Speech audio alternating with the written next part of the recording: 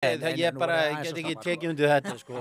Þetta bara góðu vinkona mín að komast á þingið og sem til því samfélagi og bara frábært. Ekki það því samfélagi, þetta bara, áherslurnar eru bara allar þarna. Þetta svona einhvern veginn, samtökin 78 náttúrulega orðið ríkisstofnun fyrir löngu síðan sem að nýðist á minnihlutahópum í raun og veru sem að megi ekki vera með aðra skoðun en þau. Já, þú ert ekki að fara að fá okkur í þessa þvælu umræðu. Næsta mál á dagskrá.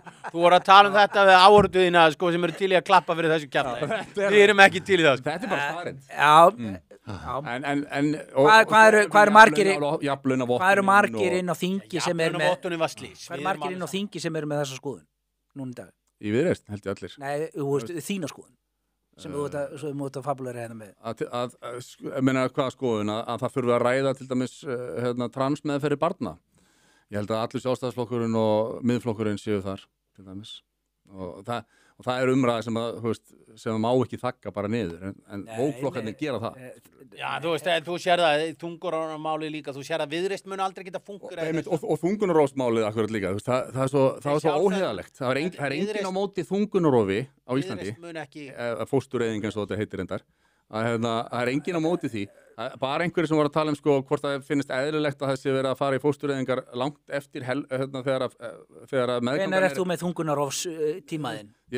Óleiti pall. Ég er ekki, þegar út komin yfir helmingin á meðgöngunni. Sem er? Er það ekki 20 vikur? Ekki 40 vikur meðganga? Já, og hvar erum við með mörkin í dag? Það er 20 vikur. Það er allir sammála um það. Svo þegar það átt að fara að framlengja þetta í 9 mánuði, fóstureyðing leyfileg 8 mánuðum. Hvar var það? Katrín Jakobsdóttir vildi það.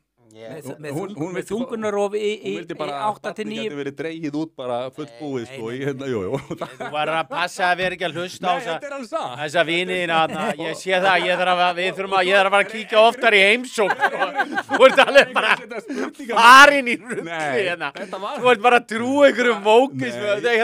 Þetta segja bara að barni komi og það bara snúður hálski bara. Nei, reyndar er það þannig að það rifnar af því lappirnar inn í þetta kynnið ykkur þetta er svona. Já, ég get lofa að ég Katrín Jakobsdóttir vildi að það væri fóstureyðing leyfileg fram að fæðingu.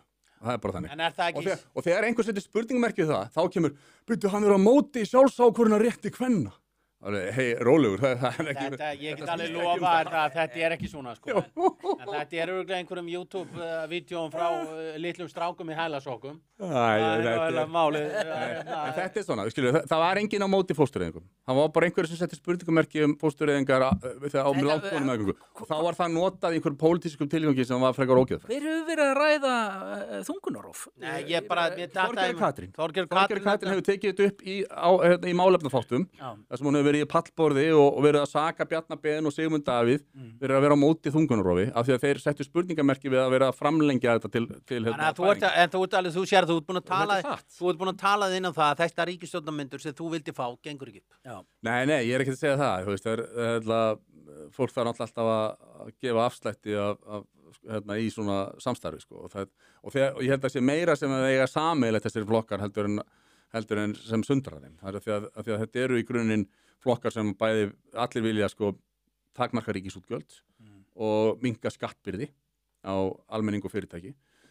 Og það er held ég mikilvægasta málið á Íslandi í dag. Það er að segja fyrir þess að halda niðri verðbólgu og að lækka skatta. Ég held að mikilvægasta að tempra ríkisútgjöld. Já, ég held að ég er alveg sammála. Það er mikilvægasta málið og þess vegna er þú veist, staðreyndin svo og þess vegna erum við svo slæm mál. Þú veist, það sem við erum alveg saman hvað við gerum. Þá verður annarkvort Samfylkingin eða Sjálfstæðisflokkur ríkisstjórn. Erum við ekki sammála það? Það er alltaf þannig.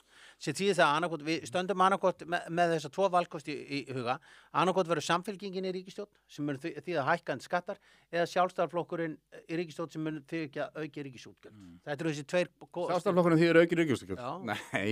Þetta er, þú ert bara, fyrir ekki, en við verðum að tala Frosti, við verðum að, eins og ég var að segja með YouTube-vídeón og þungarrófin, þú voru að passa að vera ekki að hlusta, trúa því sem þú sérð á YouTube. YouTube er ekki sannleikurinn. Sannleikurinn er sá að Sjálfstæðisflokkurinn hefur aldrei í sinni valdatíð dregið úr ríkisútgjöldum. Það er bara staðreynd málsins.